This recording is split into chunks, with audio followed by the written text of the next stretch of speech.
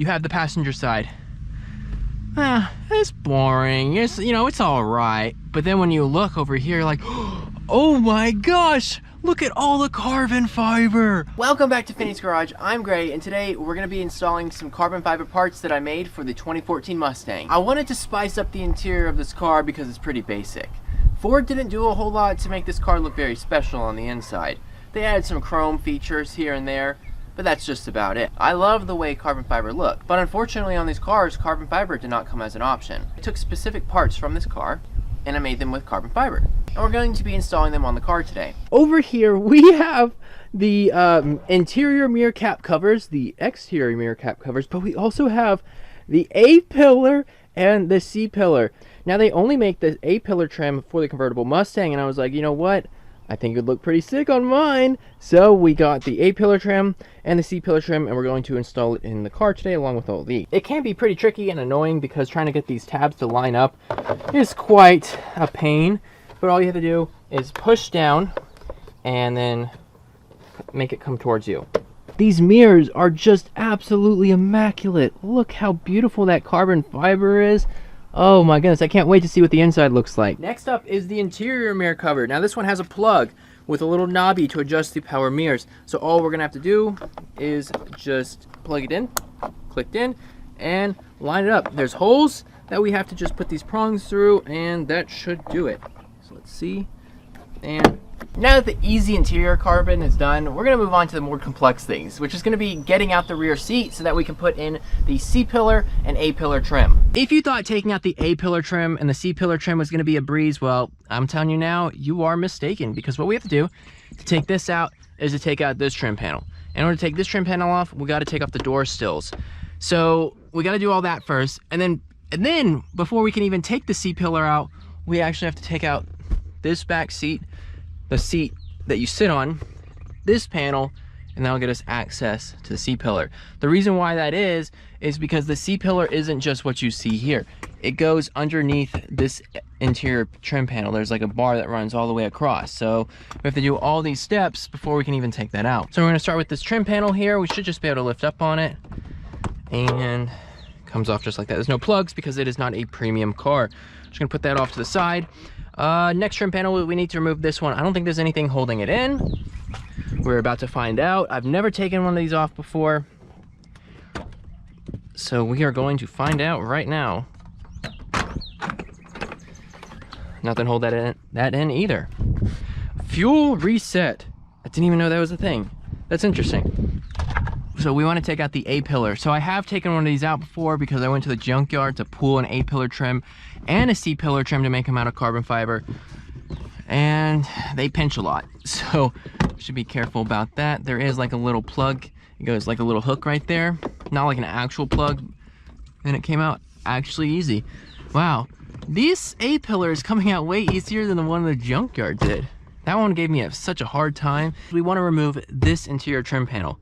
But in order to do that, we have to take out the rear seats. And that's because there is two bolt holes or two clip holes that are located down here in the seam, like really far down in there. And the only way to get to them is by taking out the rear seat bottom and possibly the top part of the seat. We need to dislodge this clip here. So I'm just gonna take my screwdriver here, put it down in the hole, pull up on it. That side's done. Now we need to go to the passenger side. You probably don't even need a screwdriver. You could realistically just pull up on it. Just like that, and this should just pop on out. I'm not gonna bother cleaning up all this dirt in here because I'm thinking I'm gonna take the back seat out again and replace this panel with a carbon fiber panel, mainly because it's already broken anyways, and if we have to take it out to replace it, why don't we just put something in there that looks nicer? So I think that's what we're gonna do. So I'll wait to clean up the mess that's in the back seat here. There shouldn't be anything else holding this together. This annoying seatbelt's in the way. We're gonna have to take off the seatbelt to get to the C-pillar. Let's see if we can just pull it out. I think it is clipped in over here. There we go. Whoa. All right, let's take this big boy out of here. That is a gnarly rip. How did that happen? It almost looks like someone cut it. I don't even know how something like that could happen. Because even with an impact from a wreck, that wouldn't even crack that. So we got to take off this. We just held on by a little Phillips tip screw, and this bolt here, and I think that's going to be everything, and then this panel should just pop out. This is a standard bolt, but I'm using a metric only because I work on the Monteros so much that I can look at a bolt and tell exactly what it is, in metric of course. This is a size, actually I don't even know what this is. I just grabbed, oh, it's a 14. Yeah, that's pretty common on the Mitsubishi Montero. A lot of size 14 bolts. This, it should just pop out, and that is a really small, it's not a Phillip tip, it's a star. So we'll get a star wrench and get that out of there. I'm just gonna close that back up so we don't lose it. Definitely don't wanna lose that screw. Not that it really matters, because this is like a clothes hanging thing, and you don't really need it. You know, I guess really we didn't need it, but it could come in handy. So now we can take out this trim panel. Only thing is we have the heated windshield over there, but I don't think I have to take that out because it's not connected to the back of the C-pillar panel here. I might just leave that in. We'll have to see. I don't think it's gonna be in the way, but we'll find out here very soon. So we're just gonna pry along the top here. There's clips back here, and I don't want to rip it out of the windshield because then we would be in some serious trouble if that happened. Just like that, and I'm just gonna put it on the other side of the trim panel so we don't lose it or break it.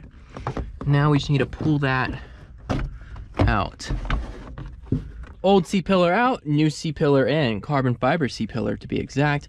So we just have to make sure we line up that notch with the cable, because that is for the heated windshield. So we're just gonna slide this back. All right, so this should just push into place. Now the C-pillar is in and we got the little knobby hook on, we're going to install the seat belt back in, which should be relatively easy. Line it up, make sure we don't mess anything up here. Line that up. Let's get this started. After we do the seatbelt, we're gonna move on to the A-pillar trim, which I'm actually very excited for. For the time being, I'm going to install this panel back. I don't really want to, but I want to get some photos of the car, so we're just going to install this back temporarily. Plus, it'll be nice to see how it test fits on the car, because if we make it out of carbon fiber and it doesn't test fit well, it's going to be a serious problem. I feel like there's something, I feel like there should be clips or something on the back of this, right? Ah, there was. Okay. And then there's these ones here, but I think the reason why that's not going in is because we have to get the lip here and put it over the lip. It's a finger pincher 9000 right here. Ooh. We're just gonna work it. I'm not really liking the gap right here. I don't know why it's giant. Over on this side, it's really tight. This side, it's not tight at all. But it could just be the panel itself, because on the passenger side, you can see this is like flush with the car. Nice lines, no cracks. This side, big old crack right here, and then this is warped. So it could be that this panel is just twisted, because look, if you push this flat, it bulges this panel out. And also this crack is like separated. We're just gonna get this in here, really long A-pillar. It's pretty much all lined up. Let's see, let's snap it in. And it's snapped in. There's only two things left to do, and that is to install this trim panel that covers the hood latch, and then reinstall the door sill. This has nothing holding it, so it should, well, it looks like it has something holding it there, but it should just slide into place. And boom. Looky there. Oh man, that's looking so good. A little bit of love taps here. All right, let's hop in and see what it looks like from driving POV. Oh my gosh. Oh my gosh. Holy cow. Wait guys, look at this. Okay. So we're gonna just imagine this, right? So you have the passenger side. It's boring. It's, you know, it's all right. But then when you look over here, like, oh my gosh, look at all the carbon fiber. Oh my gosh, that's insane. I love the way this looks.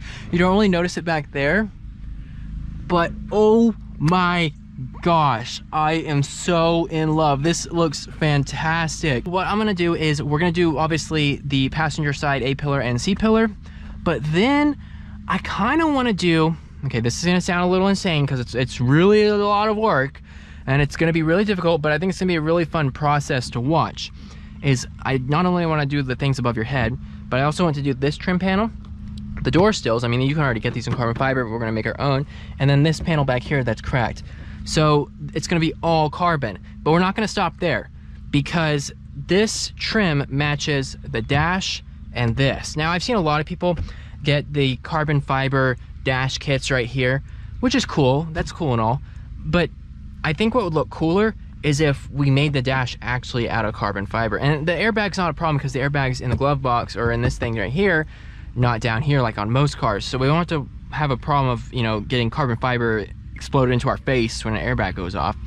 So we're going to do this center console exterior piece in carbon, the whole dash. You can actually buy the dash in carbon fiber. They actually sell a full carbon fiber dash, but I don't know if it's going to work for this. It's for racing solutions. It's gonna be carbon, carbon, carbon, carbon, carbon, carbon. The only thing that's not gonna be carbon fiber is obviously the steering wheel, the dash inserts here, and all of this. This will be, you know, the color of the car or whatever it is, it's silver, or we may wrap this and this in the next wrap that we do on this car because this matches the exterior of the car. Is it gonna be too shiny? Because the sun's gonna hit this, and if you're driving, and it's carbon fiber, right? Because I'm not gonna do matte, we're gonna do gloss. It may be too shiny. But what I also didn't show you guys is I ended up doing the map light in carbon fiber too. The inside of the car here is pretty dark. I mean, I can't even pick up the carbon fiber on camera. It's just so black, which does make sense because the carbon fiber is black. But what we can see is the A-pillar here that's breaching the sunlight. It looks really cool. Really, really cool. I'm so glad I did this because there's nothing like this on the market. There's only the A-pillar trim for the convertibles and it stops right there. There's nothing that goes all the way down. I really like the way this turned out and I can't wait to do the passenger side and then we can see what it looks like. Totally carbon on the inside of this car. So if you want to see more videos on the modification of my 2014 Mustang, consider subscribing to the channel and liking the video. Thank you guys so much for watching the video, and until next time, I will see you later. Have an amazing day.